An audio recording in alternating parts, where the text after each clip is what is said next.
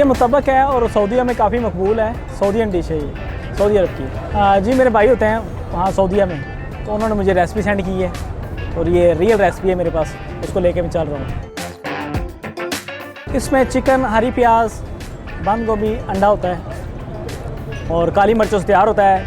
Medium spices होते हैं। अंडे को हम फिर मैश करके इसको तो फिर फोल्ड कर देते हैं, तो फिर इसको फ्राई कर देते हैं।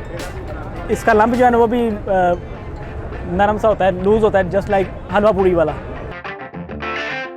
तो लाइट आइटम है, लाइट आइटम, क्योंकि अंडा इसमें फ्राई होकर नहीं पड़ रहा, इसके अंदर ही स्टीम होकर ये फुली पैक हो जाता है और फिर ऑयल इसके अंदर नहीं जाता, तो फिर ये अंडा अपनी ही भाप में पकता है। स्टीम्ड एग बहुत डिफरेंट टेस्ट होता है। आपको पता है कि अंडा और हरी प्याज का वैसे भी कम्बिनेशन है, अक्सर लोग समझते हैं इस चीज़ को, तो उसके साथ जब चिकन ऐड हो जाए तो फिर उसको और अच्छा होता है। जिनको पता है वो तो नहीं पूछते ना, वो तो आते ही इसका नाम लेते हैं मुतब्बक, वो बड़े खुश होते हैं।